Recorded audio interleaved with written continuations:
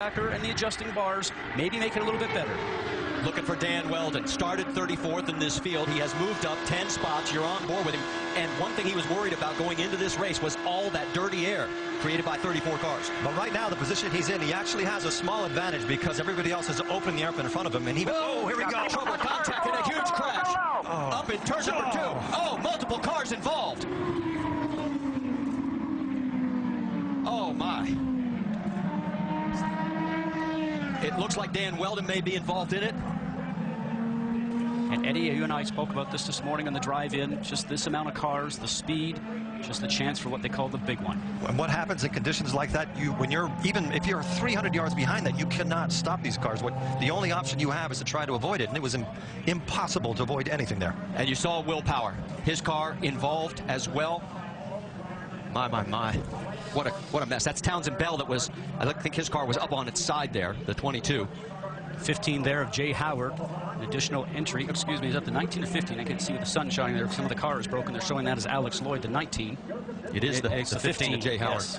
One of the cars actually flew for about 200 yards in the air. Red flag is out here at Las Vegas Motor Speedway on lap number 12. And from high above, you can see the carnage. We talk about the car going through the air. Eddie, you know that these cars run so low down to the ground. We mentioned before we saw them hitting the ground and sparking, that anything underneath the car, underneath the floor, underneath the tub, really just gets the air underneath the car itself, and up it will go. We saw J.R. Hildebrand out of his car. There is Dario Franchitti. Somehow he managed to get through the carnage, but Sure, guys, I mean, there's just nothing I can do. Willpower did not. 10-4. They are going to stop you at pit lane on the right-hand side. They want the drivers to stay in the cars.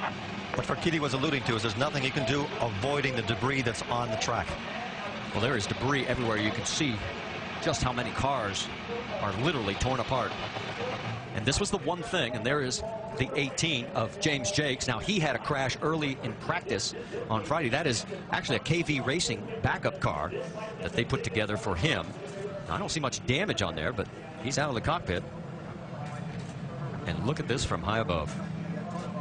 And this was the one thing we were fearing when we saw qualifying and the two championship contenders in the middle of the field, a big crash like this early in the race. What happens in accidents like this is that a single mistake by anybody, which might be dirty air, could be anything, multiplies itself so fast that you start accumulating cars. There's no way that you can control what happens. Once you start spinning at those speeds, it's impossible. It's impossible to solve the problem. And when we were watching that, Eddie, I'm not sure that anybody made a mistake, because I started to see some sparks. I was wondering if actually there was a suspension failure or a failure on a car, and the sparks I saw, and then all of a sudden people started to collide with each other. So not sure if it was a driver error. There's Paul Tracy to the right there. We're going to sort this out. We know at least 8 cars are involved, maybe more. So stay with us. We'll go side by side, and it's only lap 13. And we've already had a huge crash here at Las Vegas.